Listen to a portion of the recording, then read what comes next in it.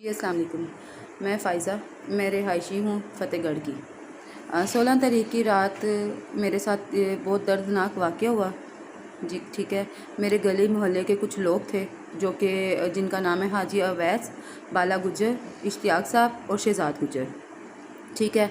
जो कि इन लोगों ने रात को हमें परेशान किया। इन लोगों ने बनाया हुआ है स्टैंड, ठीक है, बाइक का स्टैंड बनाया हुआ है हमारी गली में। आते जाते मोहल्लों को छेड़ते हैं, मोहल्लेदारों को छेड़ते हैं, हम लोगों को छेड़ते हैं।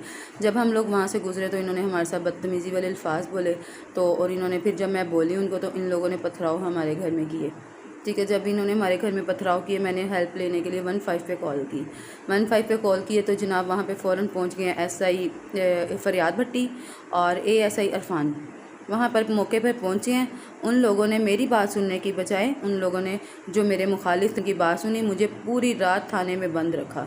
मुझे औरत ज़ात को पूरी रात थाने में बंद रखा और मैं अकेली औरत, कोई मेरे साथ लेडीज़ नहीं थी, मुझे बंद रखा। पहले मुझे यहाँ पर बंद रखा हरबंसपुरा थाने में, फिर उसके बाद इन लोगों ने बंद रखा मुझे लिटन रोड।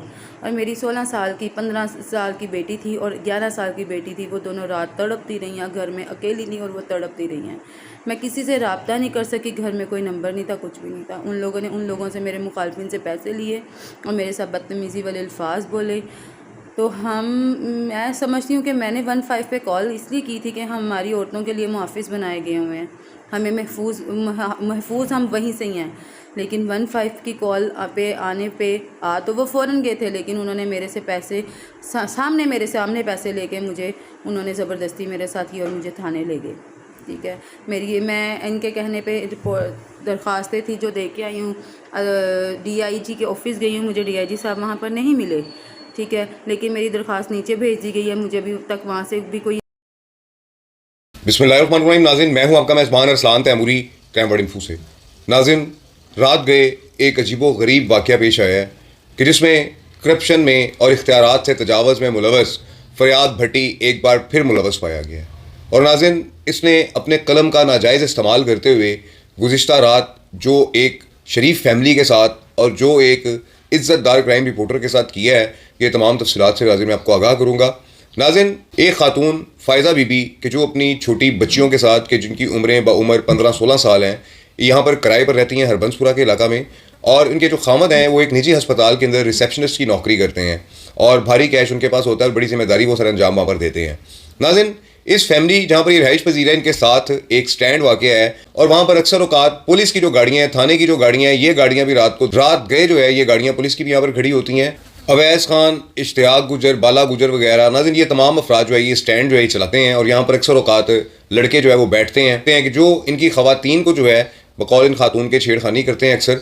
और इन्होंने नाज़रीन कंप्लेन की तो ये इनके गले पड़ गए और नीचे वीडियो आप देख सकते हैं कैसे इस खातून के घर पर जो है ये पत्थरबाजी की जा रही है। और खातून ने जब 15 पर कॉल की तो ये फ़रियाद भट्टी सब इंस्पेक्टर अपने 2 कांस्टेबल्स के साथ आया और इन दोनों पार्टियों को थाने लेके जाना चाहता था। हालांकि ज़्यादती इस खातून के साथ हो रही है, वो नीचे से पत्थरबाजी कर रहे हैं, लेकिन इस फ़रियाद भट्टी ने, चूँकि इस स्टैंड का पुलिस थाने के साथ करीबी ताल्लुक़ है, करीबी वास्ता है, तो इसने उन लोगों के साथ जो है मिल के इस खातून को भी जो है ज़बरदस्ती पुलिस की गाड़ी में बिठाया और थाने ले गए। खातून के ऊपर भी नाज़रीन मुकदमा दर्ज किया, थाने में रखा, फिर वुमेन पुलिस स्टेशन मुंतकिल किया।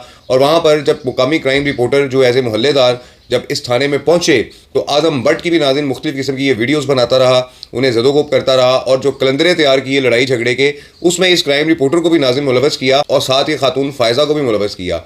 हालांकि नाज़रीन, फ़ायज़ा ने 15 पे कॉल की कि ये जो अनासर हैं ये मेरे घर पत्थर मार रहे हैं, बदतमीज़ी कर रहे हैं, गाली गलोच कर रहे हैं। तो फ़ायज़ा की कंप्लेंट पर अमल दरामद करने की बजाय इस फ़रियाद भट्टी ने इस फ़ायज़ा को ही मुलजिम बना दिया बाकायदा तौर पर, और इसके पीछे जाने वाले जो अफराद थे उन्हें भी मुलजिम बनाकर मुख्तलिफ़ किस्म के कलंदरे कि जो कानून का इसने नाजायज़ इस्तेमाल किया, कानून के दिए हुए कलम का नाजायज़ इस्तेमाल किया और अपनी मन मर्जी से कानूनी कार्रवाई नाज़रीन ये तैयार करता रहा।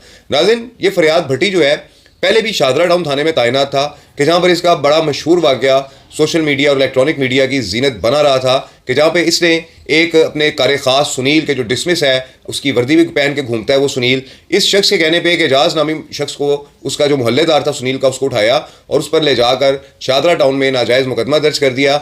जब ये सारा मामला खुला, वो शख्स एजाज जो है मंजर आम पर आया, इसकी इंक्वायरी हुई तो नाज़रीन DSP की इंक्वायरी में भी ये गुनाहगार पाया गया और DIG ऑपरेशन ने SP सिटी उस वक्त के जो बिलाल साहब थे उनकी जिम्मेदारी लगाई थी कि इस शख्स का जो है बंदोबस्त करें। लेकिन नाज़रीन, ये वहाँ से भी किसी तरीके से इंक्वायरी से निकल गया और इसने अपना ट्रांसफ़र जो है गुजरपुरा करवा लिया गुजरपुरा से भी नाज़रीन 1 से 1.5 महीने के अंदर इसने अपना ट्रांसफ़र थाना लिटल रोड करवा लिया और फिर नाज़रीन बहुत जल्द ये थाना हरबंसपुरा में आगे जो लग गया है। कौन सी इसके पीछे सियासी ताकत है, इतना तगड़ा सिफारशी है कि जो इसके तबादले 1.5 2 महीने में मुख्तलिफ थानों में करवा देता है और वहाँ जाकर ये इस किस्म के जो है ये वाक़यात जो ये करता है। तो नाज़रीन ये फरियाद भट्टी का एक स्कैंडल सामने आया है। इसने फिर एक शरीफ फैमिली को कि जो अपने बच्चों के साथ, जो अपनी बच्चियों के साथ वहाँ पर रिहाइश पजीर थी, मोहल्ले के और बाशों के साथ मिल के, स्टैंड माफिया के साथ मिल के उसे ज़दोकोब किया, उसे शदीद टॉर्चर किया दिमागी तौर पर और उसे हवालात में बंद करता रहा। बल्कि उसके पीछे जाने वाले जो अफराद थे उनको भी इसने हवालात में बंद किया और अपने थाने का जो है अपने इख्तियारात का नाजायज़ इस्तेमाल करते हुए मुख्तलिफ किस्म के कलंदरे जो है वो तरतीब दिए।